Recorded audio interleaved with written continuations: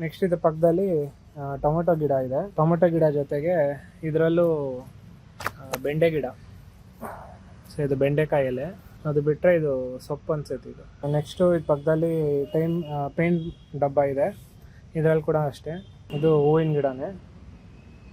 So ಇದೆಲ್ಲ ತುಳಸಿ, ಆಮೇಲೆ ಬೇರೆ ಹೂವಿನ ಗಿಡ. ಇದು ಸೊಪ್ಪಿದು ಬೇರೆ ಸೊಪ್ಪು ಯಾವುದೋ.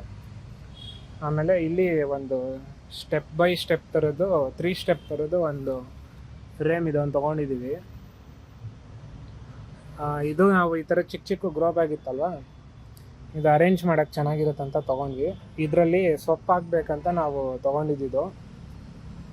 ಸೊ ಅಷ್ಟು ಇನ್ನು ಇದು ಸೊಪ್ಪು ಎಲ್ಲ ಟ್ರಯಲ್ ಆ್ಯಂಡ್ ಎರರ್ ಮಾಡ್ತಾಯಿದ್ದೀವಿ. ನಮಗೆ ಕ್ಲೀನಾಗಿ ಯಾವ ರೀತಿ ಹಾಕಬೇಕು, ಯಾವ ರೀತಿ ವಾತಾವರಣ ಇರಬೇಕು, ಅದು ಅಷ್ಟು ಗೊತ್ತಾಗ್ತಿಲ್ಲ.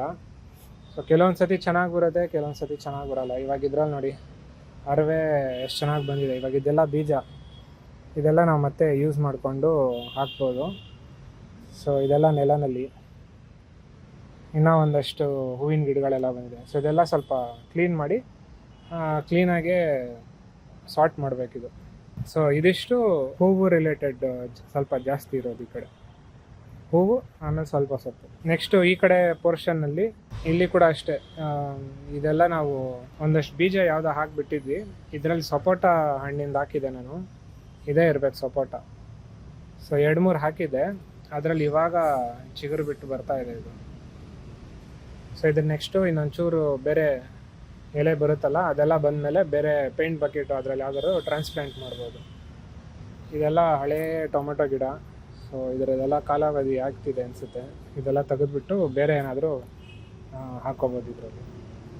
ಆದಷ್ಟು ಈ ಥರ ಚಿಕ್ಕ ಚಿಕ್ಕ ಪಾರ್ಟ್ಸ್ನ ಮಿನಿಮೈಸ್ ಮಾಡೋಕ್ಕೆ ಟ್ರೈ ಮಾಡ್ತೀವಿ, ಅಂದರೆ ತೆಗ್ದಾಕೋಕ್ಕೆ. ಯಾಕಂದರೆ ಇದು ಸುಮ್ಮನೆ ಇವಾಗ ಇಷ್ಟು ಮಣ್ಣು ತೊಗೊಳ್ಳೋದಿದು, ಇದರಲ್ಲಿ ಏನು ಅಷ್ಟು ಹಾಕೋಕ್ಕಾಗಲ್ಲ.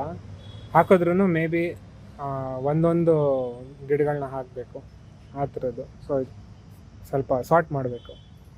ಇದರಲ್ಲಿ ಭೃಂಗರಾಜ ಅದು ಏನೋ ಹಾಕಿದ್ದೀನಿ ಅಂತ ಹೇಳಿದ್ರು ನಮ್ಮ ತಾಯಿಯವರು. ಸೊ ಸರಿ ಗೊತ್ತಿಲ್ಲ ನನಗೆ. ನೆಕ್ಸ್ಟು ಇಲ್ಲಿ ಇದೊಂದು ಹೂವಿನ ಗಿಡ ಇದೆ. ಇದ್ರ ಹೆಸರು ಮರ್ತೋಗ್ಬಿಟ್ಟಿದ್ದೀನಿ. ಇದು ತುಂಬ ಒಳ್ಳೆ ಗಿಡ ಅಂತ ಹೇಳ್ತಾರೆ. ಇದೆಲ್ಲ ನಾನು ಚಿಕ್ಕವನಿರುವಾಗ ನಮ್ಮ ಹಳೆ ಮನೇಲಿ ತುಂಬ ಇತ್ತು ಈ ಥರದ್ದೆಲ್ಲ ಪಾಟಲ್ಲಿ. ನೆಕ್ಸ್ಟ್ ಇದು ಪಕ್ಕದಲ್ಲಿ ಇದೊಂದು ತೊಗರಿ ಗಿಡ. ಸೊ ಇದೆಲ್ಲ ನಾವು ಹೋದ ವರ್ಷ ಹಾಕಿದ್ದು ನಾವು.